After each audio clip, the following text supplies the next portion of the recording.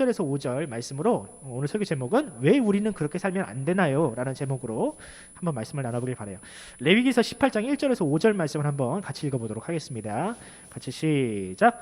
여호와께서 모세에게 말씀하여 이르시되 너는 이스라엘 자손에게 말하여 이르라. 나는 여호와 너희의 하나님이니라. 너희는 너희가 거주하던 애굽 땅의 풍속을 따르지 말며 내가 너희를 인도할 가나안 땅의 풍속과 규례도 행하지 말고 너희는 내 법도를 따르며 내 규례를 지켜 그대로 행하라. 나는 너희의 하나님 여호와이니라. 너희는 내 규례와 법도를 지키라. 사람이 이를 행하면 그로 말미암아 살리라. 나는 여호와니라. 아멘. 자, 이 말씀 가지고 한번 나눠보도록 하죠. 자, 여러분들은 이제 학생입니다. 아직 중학생, 고등학생일 거예요. 자, 그런데 여러분들이 이제 대학만 가면 여러분들에게 이제 새로운 세상이 열리게 됩니다. 불과 몇 년 안 남았어요. 근데 이제 여러분들이 대학에 가면 뭐가 새로워지는데요? 라고 생각할 수 있는데 일단 굉장히 많은 게 여러분들에게 자유로 주어져요. 술 먹고 싶지, 그지? 먹고 싶어? 일단 여러분들은 법적으로 술을 먹을 수 있는 이제 자격을 갖추게 돼요. 지금은 미성년자라서 여러분들한테 신분증 주세요 이런 요구를 하지만 먹고 싶지도 않지, 소식이. 아니, 호기심이 생길 수도 있어. 근데 지금 먹으면 불법이야. 그걸 파는 사람은 잡혀가요. 그런데 나중에 얘기하자. 나중에 얘기하자. 되게 흥미가 막 진진한 모양인데 나중에 아빠한테 가르쳐달라 그래. 자, 근데 대학에 가면 술도 마실 수 있고요. 또 여러분들이 자취를 하면 혼자 살 수도 있어요. 근데 여러분들 이제 뭐 대학이나 자취하는 거에 대해서 크게 여러분들이 뭐 이렇게 뭐 어려운 나이가 아니잖아요. 대학생들이. 아마 이제 여러분들이 아는 뭐 형이나 또는 아는 사람들 중에서 오빠, 뭐 형 자취하는 친구들이 있을 거예요. 그럼 자취를 하면 뭐가 생기느냐? 여러분들이 마음껏 살 수 있는 세상이 열립니다. 자, 그런데 내가 이제 청년부도 같이 담당하고 있잖아요.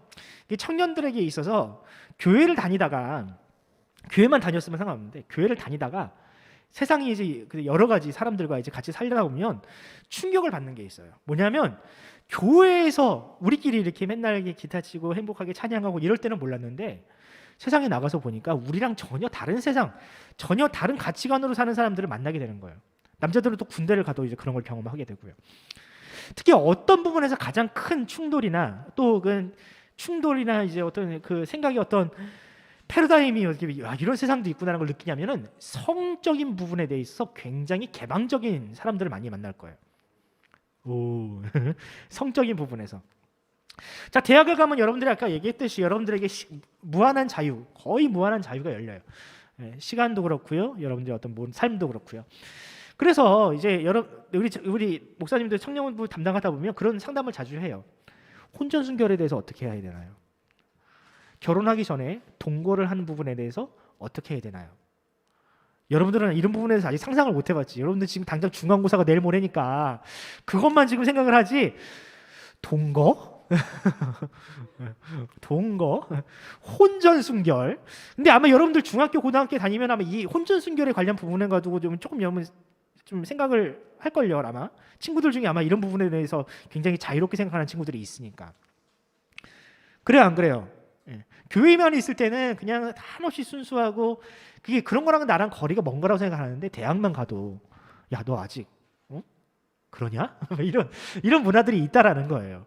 그리고 또 이제 자취를 하면 자유롭게 이제 이성 친구들이 집으로 끌어들일 수 있으니까 거기서 이제 일단 들어오면 끝나는 거거든.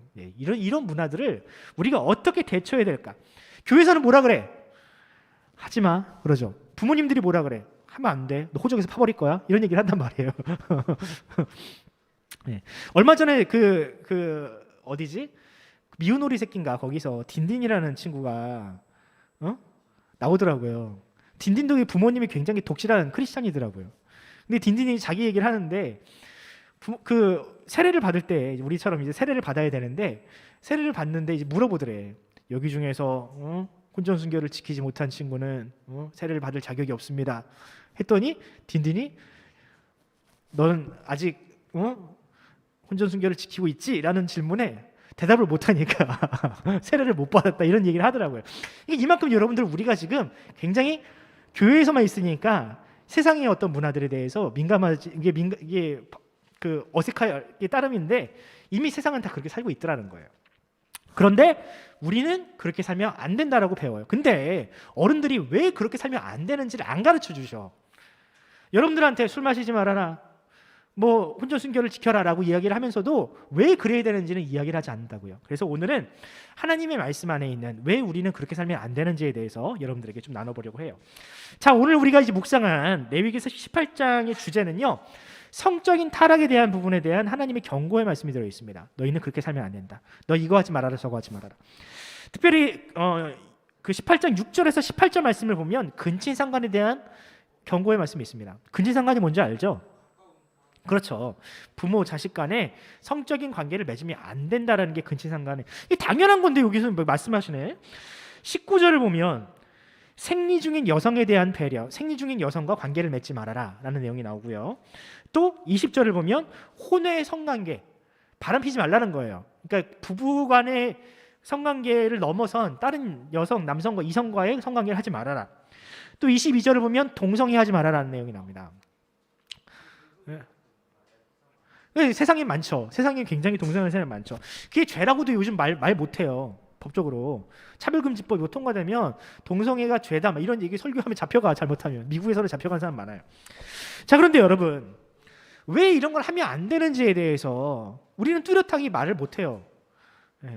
여러분들한테 동성애가 왜 죄인지, 또 근친상간에 대해서 그게 그냥 마음속으로는 불편할 뿐이지 그것이 왜 죄이며 하나님께서 싫어하는지 이야기를 하는 게 어렵단 말이죠. 근데 오늘 보면 3절을 보면 이런 말씀이 있습니다. 너희는 너희가 거주하던 애굽 땅의 풍속을 따르지 말며 내가 너희를 인도할 가나안 땅의 풍속과 규례를 행하지 말고 하면서 근친상간 이런저런 이런 행위들은 너희들과 어울리지 않는다, 하지 말아라 라고 말씀을 하신다라는 거예요. 근데 이게 무슨 뜻이냐면 너희가 거주하던 애굽 땅에서는 이런 게 어떻다라는 거예요? 그냥 당연한 거였다라는 거예요. 너희가 거주하던 애굽 땅의 풍속들은 다 이런 것들이었다라는 거예요. 근친상간, 혼외성관계, 동성애, 이런 것들이 너무나도 자유로운 세상이 어디였다? 애굽이었다라는 거예요. 근데 너희가 그 땅에서 400년간 살았지만 너희가 그 문화를 버리고 이제는 어떤 문화? 하나님께서 너희에게 기대하시는 그런 삶을 너희가 살아야 된다는 거예요. 너희는 그렇게 살면 안 된다. 세상이 다 그렇게 살아도 너희는 그렇게 살면 안 된다는 거예요. 자, 그럼 왜 그런지 한번 봅시다.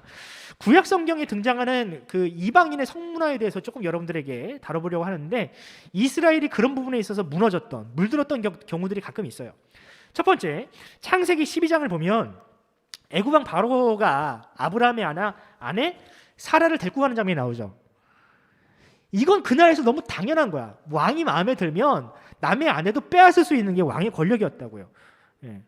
자, 그런데 이런 애굽 왕 바로의 행태가 이스라엘 안에서 반복된 경우가 있었습니다. 언제였습니까? 사무엘하 11장을 보면 어떤 일이 일어나요? 다윗이 충신 우리아의 아내였던 밧세바를 빼앗는 장면이 나오잖아요. 여러분, 이 장면에서 창세기 12장에서 있었던 애굽 왕 바로가 생각나지 않으세요? 그죠? 애굽 왕 바로랑 다윗이랑 별 차이가 없어. 하나님한테 호되게 혼났던 애굽 왕 바로나 하나님께서 사랑하는 왕이었던 다윗이나 별 다를 게 없다고요. 성적인 부분에서 그만큼 다윗이나 이스라엘이 죄악에 물들어 있었다는 뜻인 거예요. 또 볼까요? 창세기 18장을 보면 소돔과 고모라 사건이 나오죠, 여러분? 소돔과 고모라가 얼마나 추악한 죄를 저질렀습니까? 그 롯에게 방문했던 그 천사들, 남자의 모양이었어요. 이 천사들을 내놔라. 우리가 그들과 함께 성관계를 맺겠다. 뭐예요? 동성애가 했다는 얘기거든요. 이런 어떤 문화가 언제 반복됩니까? 사사기 19장을 보면 여러분들에게 설교했던 적이 있어요. 베냐민 지파 안의 성에서도 손님들을, 이 남자들을 겁탈하려고, 동성애하려고 불량배들이 끌어내라, 잡아와라, 이런 일들이 일어난다고요. 여러분 어떻습니까? 이방인의 성적인 문화와 이스라엘 안에 성적인 문화가 지금 계속해서 물들고 있는, 이스라엘이 이방화되고 있는 모습들이 여기서 나타난다고요. 자, 그런데 여러분 여기서 한번 질문을 해봅시다. 왜 이스라엘은 그러면 그 시대의 어떤 성문화를 따르면 안 됩니까? 왜 우리는 21세기를 살면서 왜 우리는 동성애를 거부해야 하고 왜 우리는 이 순결을 지키는, 혼전 순결을 지켜야 한다는 이런 고리타분한 이야기를 언제까지 우리가 왜 따라야 되냐는 거예요. 세상 사람들이 여러분들이 대학만 가서 봐도 여러분들한테 아마 바보 같다 그럴 거예요. 여러분들이 그렇게 하려고 그러면, 야, 야이씨, 넌 남자가 말이야. 막 이러면서 그럴 거란 말이에요. 군대 가기 전에는 막 이러면서. 근데 왜 우리는 그렇게 살면 안 되냐라는 거예요. 자, 윤리와 도덕 때문일까요? 예, 윤리 도덕. 우리가 윤리적으로 살아가는 것이 하나님의 그 뜻이기 때문에 우리는 그런 부분에서 거부해야 됩니까? 아니에요, 여러분. 윤리와 도덕의 문제가 아니에요. 여러분, 윤리와 도덕이라는 것은요, 상대적인 겁니다. 그 어떤 나라나 어떤 시대에 따라서 윤리와 도덕의 기준은 항상 바뀌어요. 예, 항상 바뀌어요. 요즘에 뭐 그 윤리와 도덕이 지금 우리가 가지고 있는 윤리와 도덕의 기준이 과거 조선 시대의 윤리와 도덕의 기준과 같을까요? 아니에요. 완전 달라요. 지금 우리처럼 살면요, 완전히 조선 시대는 빠따 맞아야 돼요. 곤장 맞아야 돼요. 부모님한테 대들고 또 그 어른들을 대하는 우리의 태도는요, 과거를 생각하면 상상도 못하는 거예요. 윤리와 도덕은 항상 상대적인 겁니다. 그 사회가 합의하는 거예요. 이렇게 상대적인 것을 하나님께서 그 이유로 삼으셨을 거 아니에요. 자, 그러면 성병, 건강 때문일까? 아니에요, 여러분. 단순히 건강의 문제라면 지금은 성관계가 우리의 인체에 그다지 해롭지 않고, 혹은 우리가 성병에 걸렸더라도 그것을 나을 수 있는 약이 있으면 그러면 더 이상 그것이 문제가 되지 않나요? 아니라는 거예요. 윤리와 도덕, 성병이나 건강을 이유로 하나님께서 그렇게 우리에게 너희는 이런 것을 따라가지 말아라 라고 이야기하신 것이 아니라는 거예요. 오늘 본문을 자세히 보면 그 이유가 딱 하나 나와요. 자, 한번 넘겨주세요. 보면 자, 2절부터 5절 그 이유도 쭉쭉쭉 나오는데 반복되는 말씀이 있습니다. 너희는 그렇게 하지 말아라. 너 이거 하지 말고 내 말 따라라. 내 규례와 법도를 지켜라 라고 하면서 하나님께서 항상 반복적으로 후렴과 같이 반복하시는 말씀이 있어요. 뭐예요? 빨간 글씨. 나는 여호와 너희의 하나님이다. 이 말씀을 계속 반복하신다고요. 이게 이유라는 거예요. 너희가 그렇게 살지 말아야 될 이유는 뭐다? 나는 너희의 하나님 여호와이기 때문이다. 이게 무슨 말인가?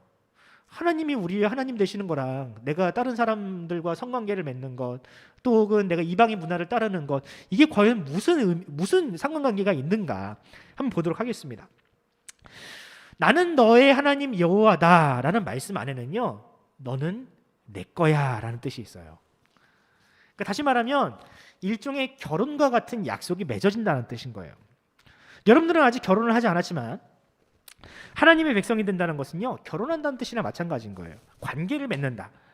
이제 한 몸이 된다는 뜻인 거나 마찬가지인 거라는 거예요. 자, 여러분 생각해 봅시다. 여러분들은 결혼하지 않았지만 여러분들의 부모님은 결혼을 하셨죠? 그죠? 근데 여러분들의 부모님의 관계를 한번 생각해 보자 이거예요. 자, 부부가 한 몸이 되고 결혼을 했어요. 자, 그런데 한 몸이 된다는 것은 서로가 서로에게 약속을 하는 거거든요. 서로가 서로의 것이 되는 거예요. 나는 우리 아내의 것이고요, 우리 아내는 나의 것이 되는 거예요. 서로가 자기가 좋은 삶, 내가 원하는 삶을 마음대로 살지 못하게 되는 구속력이 생긴다는 뜻이에요. 만약에 결혼을 하고 나서도 좋아하는 남자가 생겼어, 아내가. 그래서 남편한테 자기야, 내가 길을 가다가 멋진 남자를 봤네. 나 오늘 그 남자랑 밥이나 좀 먹고 올게 라고 하면 그 집이 그날 어떻게 될까? 풍비박산이 나겠지. 남편도 마찬가지지. 여보, 내가 오늘 지하철을 타는데 내 이상형을 만났네. 내가 오늘 그 여자랑 하룻밤 그 여행 좀 다녀오고 싶은데 허락해줘. 오케이? 괜찮지? 쿨하잖아 우리는. 이러면은 여러분 말이 안 된다는 거예요. 말이 돼요, 여러분? 여러분들이 만약에 자식의 입장에서 부모님들이 그렇게 자유분방한 삶을 산다면 여러분들은 결혼을 어떻게 생각할까? 결혼하기 싫을걸? 그렇게 해가지고 막 싸우고 막 몰래 그러다가 풍비박산 나고 가정이 쪼개지는 경우들이 얼마나 많아요. 여러분, 우리가 하나님의 백성이 된다는 것도 역시 마찬가지인 거예요. 우리는 하나님의 것이 되고 하나님도 역시 마찬가지로 우리의 것이 되는 것이 바로 이 하나님께서 나는 너의 하나님 여호와다라는 말씀 가운데 있는 거예요. 자, 그런데 우리가 하나님과 결혼을 한 상태인데 만약에 하나님께서 싫어하시는, 하나님께서 미워하시는, 마치 남편이 아내에게 원하는, 또 혹은 아내가 남편한테 원하는 그 삶을 벗어나는 행동을 한다면 그 가정이 행복해요? 그 부부관계가 온전할 수 있어요? 아니죠. 싸우며 지지고 볶고 이혼하고 난리가 난단 말이야. 마찬가지라는 거예요. 우리가 그 부부관계가 온전해지기 위해서는 설사 내가 그렇게 하고 싶더라도 그런 욕구가 나한테 생기더라도, 누군가 나를 꼬신다 할지라도 그것을 단번에 거절을 해낼 수 있는 것처럼, 해야 하는 것처럼 우리가 하나님의 백성으로 사는 것도 마찬가지라는 거예요. 그러니까 우리가 결론적으로 말하면 이거예요. 우리가 그렇게 살면 안 되는 이유는요, 우리는 이미 누구의 것이다? 하나님의 것이기 때문에. 우리가 노예가 된다는 뜻이 아니에요. 하나님의 배우자, 하나님의 신부가 되기 때문에 우리는 그런 삶을 살 수가 없다라는 거예요. 살아서는 안 된다는, 한눈을 팔면 안 된다는 뜻인 거예요. 결혼관계가 행복하게 유지되기 위해서는 부부가 서로에 대한 순결을 지켜야 되는 것처럼, 마찬가지로 우리가 그런 삶, 세상과 다른 삶을 살아야 되는 이유는 하나님과 동행하는 삶, 하나님과의 관계를 유지하기 위해서 우리는 그런 삶을 살아서는 안 되는 겁니다. 자, 그러면 여러분, 오케이, 그럼 뭐가 나오는데요? 하나님과의 올바른 관계를 유지하면 우리에게 뭐가 떨어지는데요? 라는 생각을 할 수 있죠. 그래서 하나님은 그 질문에 대한 답도 주세요. 하나님과 동행하면 그럼 뭐가 좋은데요? 결혼을 하면 배우자가 벌어다 주는 뭐 돈을 벌을 수도 있고, 행복한 가정을 꾸릴 수도 있고, 눈에 보이는 어떤 결과들이 있는데, 하나님과 동행한다고 우리가 우리의 삶에 뭐가 나아집니까? 뭐가 달라집니까? 우리에게 떨어지는 게 뭡니까? 이 질문에 대해서 레위기 18장 5절에서 이런 말씀을 합니다. 같이 읽어보도록 하겠습니다. 시작. 너희는 내 규례와 법도를 지키라. 이르하면, 사람이 이를 행하면 그로 말미암아 어떻게 한대요? 살리라. 살리라. 이 말 뜻을 여러분들 오해하면 안 됩니다. 너 내 말 안 들으면 죽인다, 이런 뜻이 아닌 거예요. 너 그렇게 해야만 살 수 있어 라는 뜻이 아닌 거예요. 하나님이 너 죄 지으면 내가 죽일 거야 라는 뜻이 아닌 거예요. 이 살리라는 말 안에는요, 이런 뜻이 있어요. You will find life. 이게 무슨 뜻인가요, 여러분? 우리 영어를 좀 꽤 한다고 하는 우리 고3 친구 한빈이한테 물어보고 우리 문과 그대로 직역해 봅시다. 무슨 뜻입니까? 그렇지. 뭘 찾아요? 그렇지. 너는 생명을 찾게 될 것이다. 이 라이프, 삶이에요. 너는 진짜 생명, 진정한 삶의 의미를 찾게 될 것이다 라는 뜻이 바로 여기 담겨 있어요. 자, 이게 무슨 뜻인지 한번 생각을 해볼까요? 여러분들, 요즘에 우리나라가 그 GDP가 3만 불을 넘었어요, 이미. 여러분들이 무슨 뜻인지 잘 모르겠지만 우리나라가 그만큼 부자가 됐다는 뜻이에요. 잘 먹고 잘 살죠. 요즘에는 치킨값이 한 마리에 거의 3만 원 돈에 육박하죠. 그래도 사 먹잖아, 우리는. 안 먹나? 비싸서 안 먹나? 여러분, 그럼에도 불구하고 여러분들이 하고 다니는 거 한번 보세요. 여러분들이 입고 다니는 옷, 학교 가지고 다니는 가방, 신고 다니는 신발 어때요? 다 좋은 거야. 옛날에는요, 나이키를 못 신어서 나이스를 신었던 시대가 있었어요. 나이스가 뭔지도 모르지. 나이키 비슷한데 짭이 있어, 시장에서 파는 거. 그런 걸 신고 다녔던 근데 요즘에는 메이커 안 신고 다니면 말이 안 되잖아요. 당연한 거잖아, 그거는. 부모님들이 여러분들을 위해서 수십만 원짜리 옷, 또 수만 원짜리 막 얼마나 비싼 신발과 옷을 입힙니까? 그게 당연한 시대가 됐어요.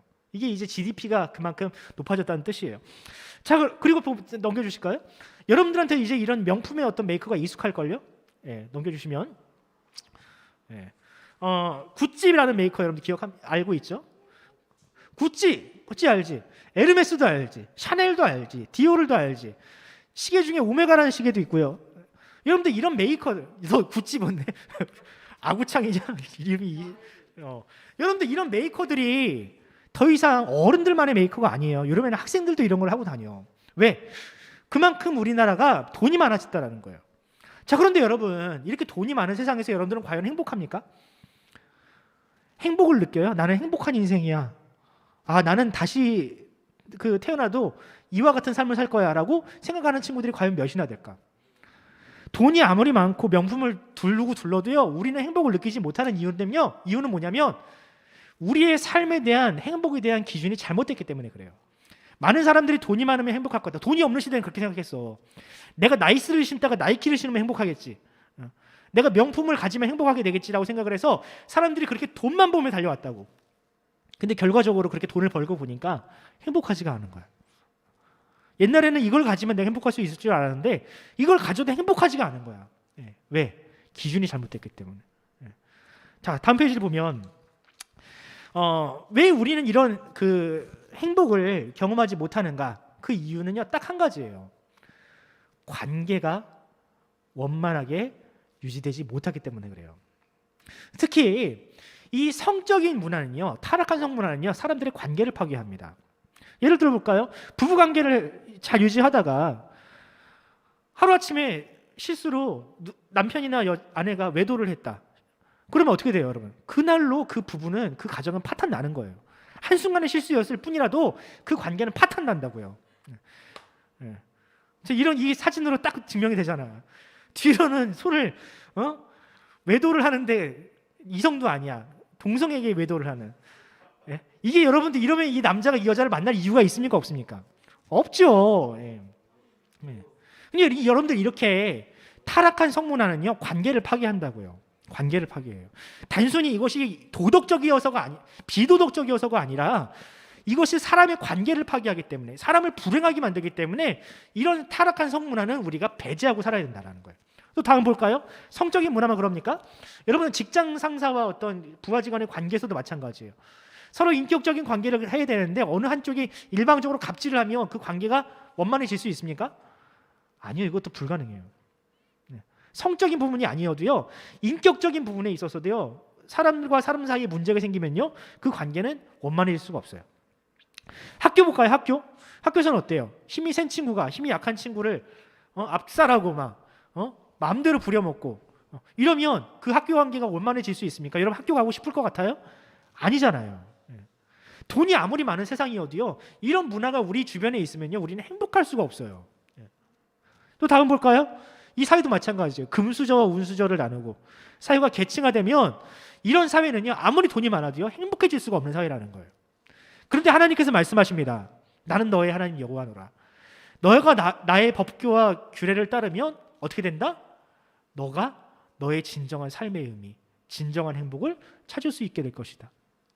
너는 도저히 찾을 수 없으며 네가 아무리 돈을 많이 벌어도 찾을 수 없는 그 진정한 삶의 의미를 너는 비로소 찾게 될 것이다 라고 하나님께서 말씀하신다고요. 자, 그러면 우리가 언제 그런 행복을 얻을 수 있습니까? 나는 죽었다 깨어나도 그런 삶을 살지 못할 것 같은데, 불가능할 것 같은데요.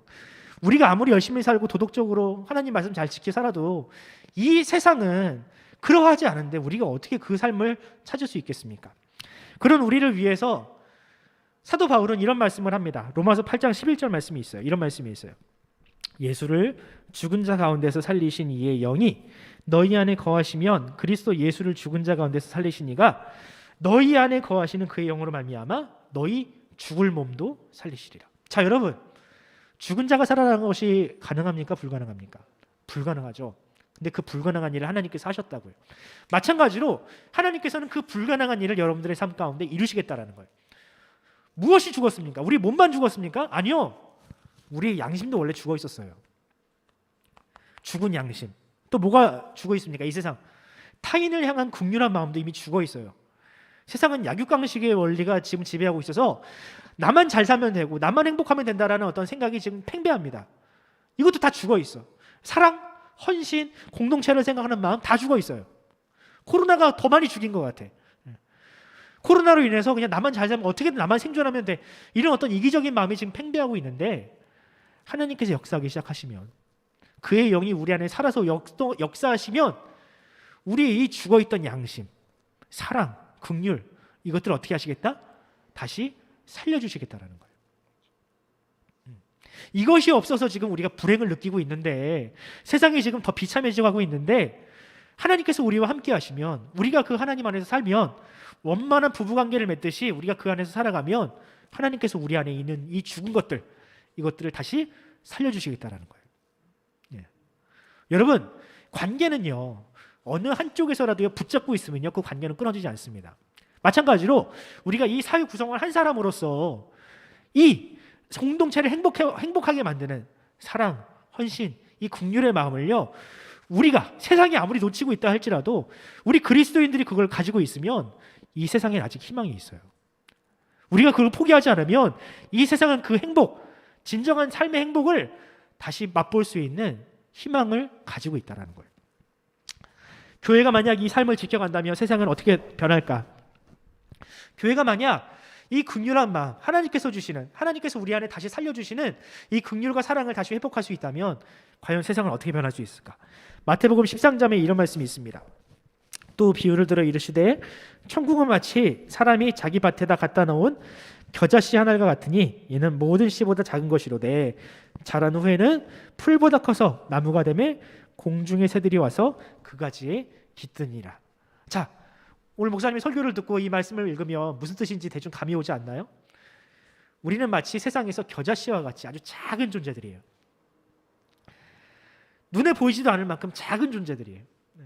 여러분들 주변에 친구들 중에서 교회 다니는 친구들 많지 않죠? 그죠? 얘기 나눠보면 교회 다닌다 그러면 야, 너 아직도 교회 다녀?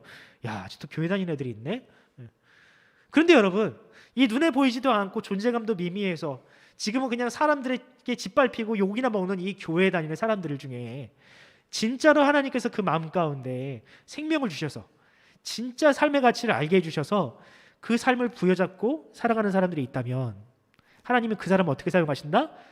큰 나무로 사용하셔서 이 세상에 그 진짜 행복을 찾아다니는 사람들, 마치 새와 같은 사람들, 공중의 새와 같은 사람들이 우리로 말미암아 어떻게 될 것이다? 쉬게 될 것이다.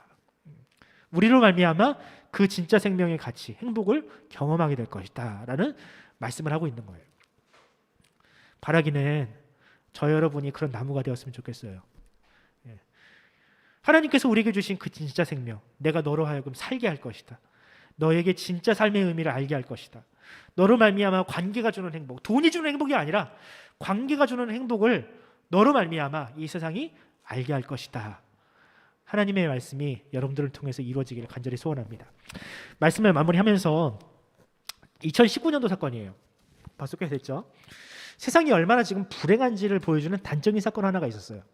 인도 뭄바이에서 있었던 사건인데 아버지는 의사고 자신은 사업가인 사람이에요. 근데 이 사람이 법원에 한 가지 소송을 냈어요. 어떤 소송을 냈냐면 봤죠? 예. 나를 왜 낳았냐?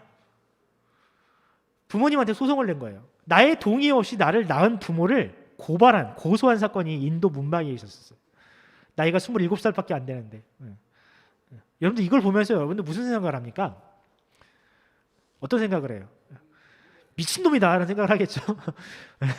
여러분들이 이런 생각을 해본 적이 있어요? 근데 이런 고소를 안 해도 부모님을 좀 원망한 적은 있을 수 있을 것 같아요.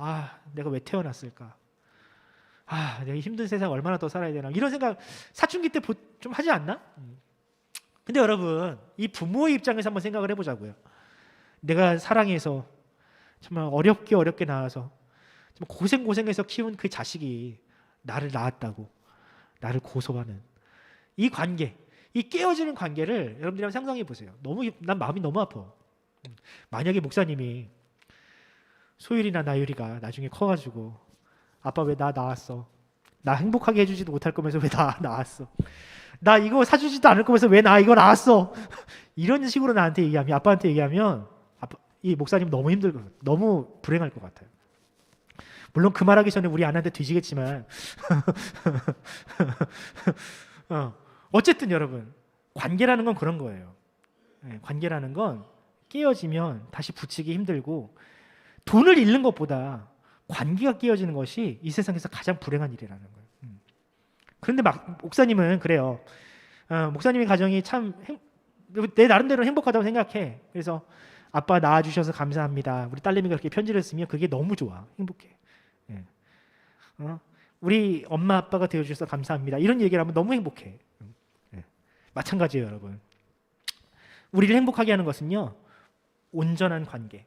하나님께서 주시는 이 온전한 관계 안에서 그 행복을 누리는 것이 우리를 행복하게 합니다. 여러분들도 그 행복을 느꼈으면 좋겠어요. 근데 여러분, 그 행복을 누리는 법 어렵지 않습니다. 하나님의 말씀 안에서 하나님께서 싫어하시는 이 죄를 우리가 거절하고 거부하고 저항하는 것. 세상이 다 그렇게 산다고 이게 뭐 우리가 그렇게 살아도 조금 그렇게 해도 타협해도 별 문제 없잖아. 뭐 그렇게 한다고 나를 손가락질할 사람 없잖아. 이렇게 생각하지 마시고요. 세상이 다 그렇게 산다고 할지라도 나는 너의 하나님 여호와니라. 이 말씀을 여러분들이 기억하시기 바랍니다. 바로 그 말씀이 여러분들에게 참된 행복과 참된 관계가 주는, 하나님과의 관계가 주는, 동행함이 주는 그 진짜 행복을 여러분들에게 주실 줄로 믿습니다. 아멘. 아멘. 네, 혼자 아멘 하고 혼자 아멘하는 네.